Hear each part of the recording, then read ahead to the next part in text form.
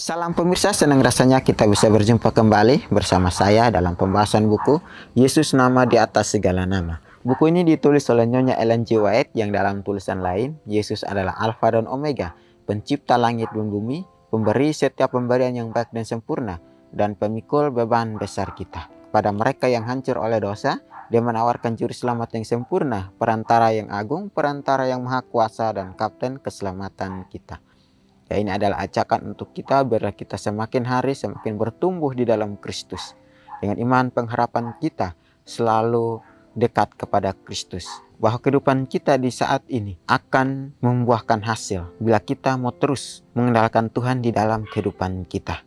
Nah, inilah kasih dan pengharapan yang diberikan kepada kita untuk selalu mempunyai kerendahan hati, untuk selalu memiliki akan roh persatuan itu di dalam kehidupan kita. Biarlah kita selalu mengutamakan akan Kristus di dalam kehidupan kita. Biarlah dengan ajakan ini kita bersama-sama semakin bertumbuh di dalam iman dan pengharapan bersama dengan Kristus. Ya pemirsa, pada saat ini kita akan masuk dalam pembahasannya dengan judul Penebus yang Tidak Bersalah. Ayat intinya terdapat dalam Yohanes 8 ayat 46. Siapakah di antaramu yang membuktikan bahwa aku berbuat dosa? Apabila aku mengatakan kebenaran, mengapakah kamu tidak percaya kepadaku? Dari kejatuhan Yerusalem, pikiran Yesus beralih kepada suatu penghukuman yang lebih luas. Dalam kebinasaan kota yang tidak mau bertobat, ia melihat suatu lambang kebinasaan terakhir yang akan menimpa dunia. Ia berkata, maka orang akan mulai berkata kepada gunung-gunung, runtuhlah menimpa kami. Dan kepada bukit-bukit, timbunilah kami. Sebab jikalau orang berbuat demikian dengan kayu hidup, apakah yang akan terjadi dengan kayu kering? Dengan kayu yang hidup, Yesus melambangkan dirinya sendiri, penebus yang tidak bersalah. Allah membiarkan kemarahannya terhadap pelanggaran menimpa anaknya yang kekasih. Yesus harus disalibkan karena dosa-dosa manusia. Kalau begitu, penderitaan apakah akan ditanggung oleh orang berdosa yang terus-menerus dalam dosa? Semua orang yang tidak bertobat dan tidak percaya akan mengalami kesusahan dan kesengsaraan yang tidak dapat diungkapkan dengan bahasa. Ya, baik di sini dikatakan dalam ayatnya juga sangat menarik ya. Siapakah di antaramu yang membuktikan bahwa aku berbuat dosa? Apabila aku mengatakan kebenaran, mengapakah kamu tidak percaya kepadaku? Ini kata Tuhan di dalam kehidupan kita. Kenapa kita tidak percaya kepada Tuhan? Padahal Tuhan itu adalah sumber kebenaran kita. Karena kita masih punya keinginan daging di dalam kehidupan kita. Ya, dari kejatuhan Yerusalem saja kita lihat bahwa Yesus melihat bahwa kota yang tidak dalam kebinasaan, kota yang tidak mau bertobat, ia melihat suatu lambang kebinasaan terakhir yang akan menimpa dunia. Nah, kita tahu pada zaman dahulu sesuatu yang terjadi di Yerusalem.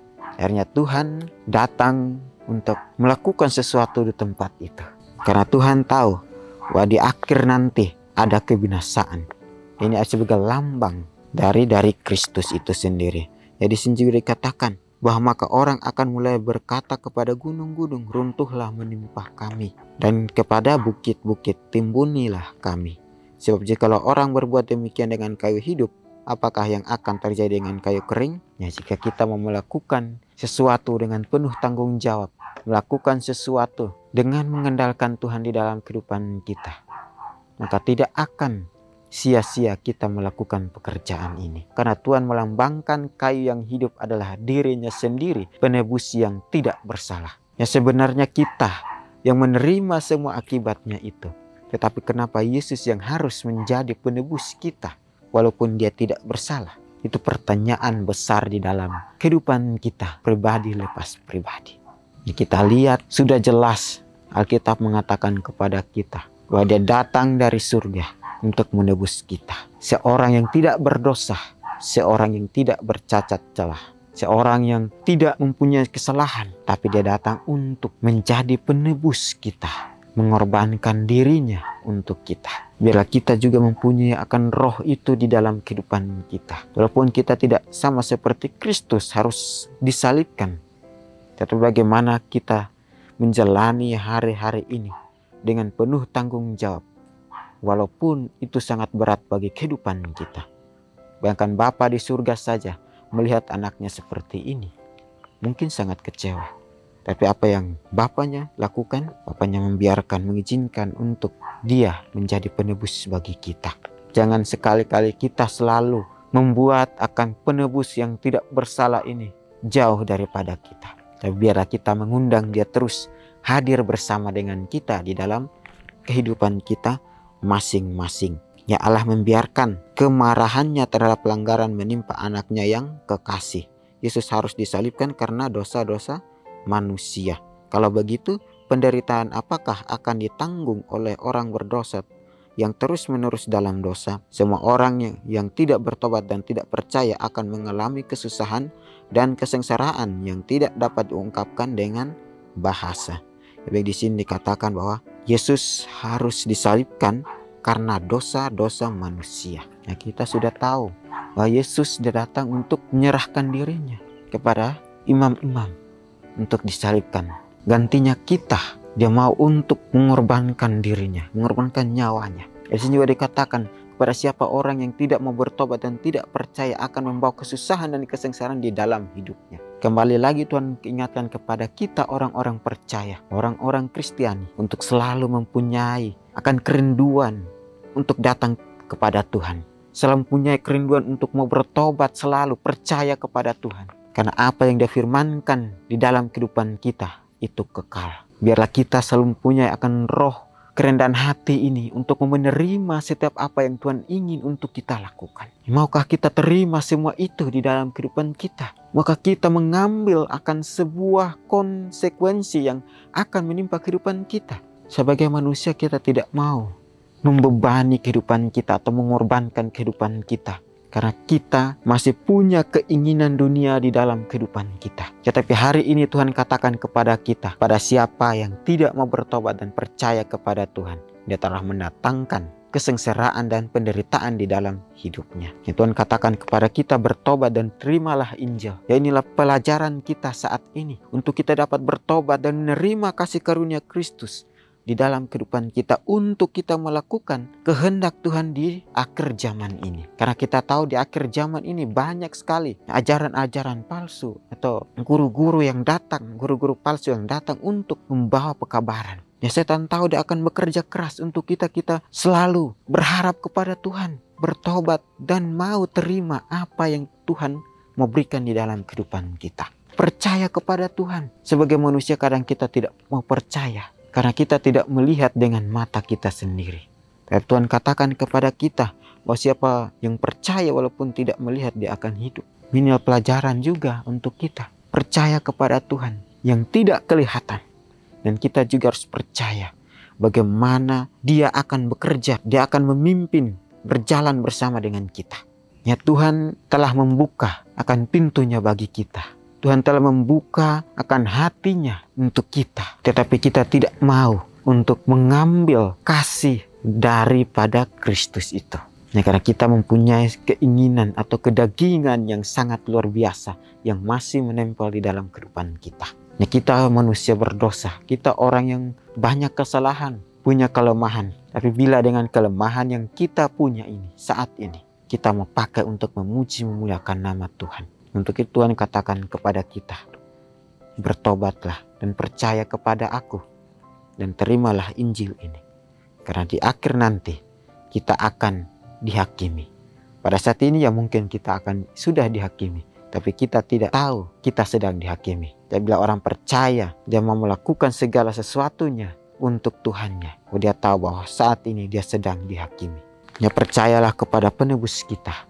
Penebus yang tidak bersalah dan kembali kepada Yesus Kristus. Di sini juga dikatakan kepada kita bahwa dari orang banyak yang mengikuti juru selamat ke Golgota, banyak orang menyertai dia dengan sorak hosana kegirangan dan dengan melamba-lambaikan pelepah kurma ketika ia memasuki Yerusalem dengan kemenangan. Tetapi bukan sedikit dari mereka yang pada waktu itu menyorakan puji-pujian baginya karena sudah lazim berbuat demikian. Sekarang menyaringkan seruan, salibkan dia, salibkan dia. Ketika Kristus mengendarai keledai masuk ke Yerusalem, harapan murid-murid telah memuncak. Mereka telah datang dekat-dekat di sekeliling guru mereka karena merasa bahwa adalah suatu kehormatan besar berhubungan dengan dia. Sekarang dalam hal ia dihinakan, mereka mengikuti dia dari jauh. Mereka dipenuhi kesedihan dan tunduk dengan harapan yang dikecewakan. Alangkah benarnya perkataan Yesus, "Malam ini kamu semua akan tergoncang imanmu karena aku. Sebab ada tertulis, aku akan membunuh gembala dan kawanan domba itu akan tercerai-berai." Matius 26 ayat 31 kembali mengingatkan kepada kita. Tetapi bukan sedikit dari mereka yang pada waktu itu menyuarakan puji-pujian baginya. Karena sudah lazim berbuat demikian, sekarang menyeringkan seruan, "Salibkan dia, salibkan dia." Inilah sifat manusia di dalam dunia ini. Kadang kita percaya, kadang kita menyuarakan puji-pujian, tetapi di akhirnya nanti kita akan bersorak, "Salibkan dia, salibkan dia." Kita sebagai manusia tidak mempunyai akan prinsip di dalam kehidupan kita. Kita sebagai manusia tidak mempunyai akan hati nurani yang mau menerima akan semua ini. Karena apa Tuhan katakan? Pada malamnya nanti iman kalian akan tergoncang. Dan memang betul iman mereka tergoncang oleh keadaan-keadaan yang pada saat itu. Sebagai orang percaya, walaupun Tuhan katakan seperti itu, tapi biarlah iman kita tidak terguncang kemana-mana. Tetap berada di prinsip Kristus. Dan kita mau membela kebenaran. Kita membela Kristus di dalam kehidupan kita. Tapi sebagai manusia, iman mulai tergoncang, tergoyah perlahan-lahan. Akhirnya mereka berseru, "Salibkan dia, salibkan dia." Ya, kita tidak tahu apa artinya Kristus di dalam kehidupan kita. Kita tidak tahu Kristus datang bagi kita. Kita tidak mau bersyukur, kita tidak mau berterima kasih kepada Tuhan. Dia sebagai penebus yang tidak bersalah. Darah yang mahal yang tercurah di atas kayu salib. Kita harus pikirkan itu. Kita harus melihat semua itu. Betapa cinta dan kasih Tuhan yang sangat luar biasa bagi kita. Dia rela mengorbankan dirinya untuk kita. Tapi kita sebagai manusia, kita sering mengkhianati dia. Kita sering mengecewakan hati dia. Untuk itu Tuhan katakan, "Pandanglah kepada aku." Walaupun kita masih ditindas, walaupun kita masih berada di dalam kekecewaan, tapi pandanglah pada aku. Suatu harinya nanti Tuhan akan bersama. Tuhan akan mengabulkan akan setiap permintaan-permintaan kita. Setelah tiba di tempat pelaksanaan hukuman mati, orang-orang tahanan itu diikatkan pada alat-alat penyiksa. Kedua pencuri bergumul di tangan orang-orang yang menaruh mereka di atas salib, tetapi Yesus tidak mengadakan perlawanan. Ibu Yesus yang dipapah oleh Yohanes, murid yang kekasih, telah mengikuti langkah anaknya ke Golgota. Ia telah melihat dia pingsan di bawah beban salib dan rindu menopang kepalanya yang luka dan membasuh dahi yang pernah berbantalkan dadanya.